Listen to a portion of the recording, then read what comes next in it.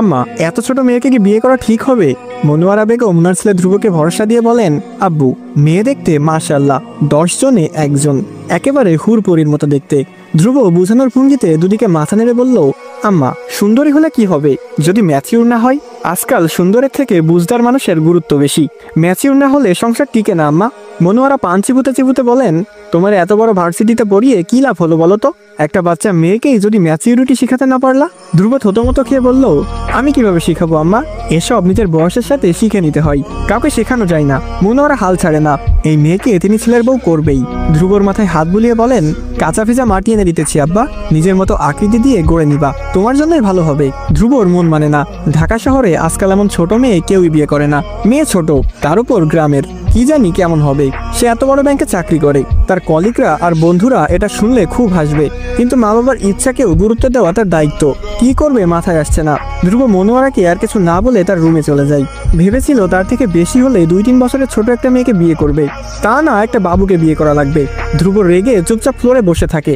এভাবেই চুপচাপ কয়েকদিন কেটে যায়। মনোয়ারা অবশ্য হাল ছাড়লেন না। তার স্বামী আসাদ মির্জারও মেয়ে পছন্দ হয়েছে।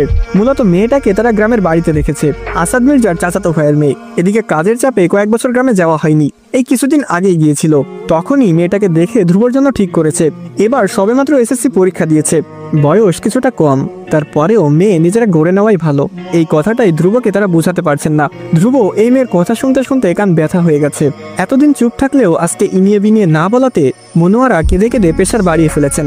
ধ্রুব তাকে মানানোর চেষ্টা করাতে পরিস্থিতি আরো খারাপের পর্যায়ে চলে গেলে আসাদ মির্জা ধ্রুবকে বললেন, ধ্রুব, মা বাবার কথার গুরুত্ব দেওয়া তোমার দায়িত্ব ছিল, কিন্তু তুমি অতি বিদ্বান হয়ে গেছো।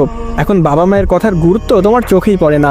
ধ্রুব বুঝতে পারলো পরিস্থিতি তার বিপক্ষে, তাই অতি নারাজ কণ্ঠে বলল, আচ্ছা, তোমরা বিয়ের ব্যবস্থা করো, আমি এই মেয়েকেই বিয়ে করব। এটা বলেই বাবা মায়ের রুম প্রস্থান করেন। মনোয়ারা শব্দ করে বললেন, শুকুর আলহামদুলিল্লাহ। এই মিতুর আব্বু, আজকেই তারেক ভাইকে ফোন করে বলে দাও বিয়ের আয়োজন করতে, আমরা আসছি। আসাদ মির্জা বললেন, এত তাড়াহুড়া করতে হবে কেন? একবার যেহেতু রাজি হয়েছে, বিয়ে অবশ্যই করবে। মনোয়ারা অস্থির হয়ে বললেন, আহা, তুমি বুঝতে পারছো না, রাজি যেমন হয়েছে তেমন বেঁকে বসতেও সময় লাগবে না। মিতুকে ফোন দাও, শাহিনকে নিয়ে যেন দ্রুত চলে আসে। আসাদ মনোয়ারার কথা মতো সব জায়গায় কল দেয়। তারে খুব খুশি হয়। বলা বাহুল্য যে সবাই আগে কথাবার্তা বলেই রেখেছিল। মিতু জানায় সে আজকের সন্ধ্যায় আসছে, তার স্বামীর অফিস ছুটি হলেই চলে আসবে। একমাত্র ভাইয়ের বিয়ে বলে কথা। অবশ্য মেয়ে ছোট, এটা নিয়ে মিতুও একটু দোনামোনা করেছিল।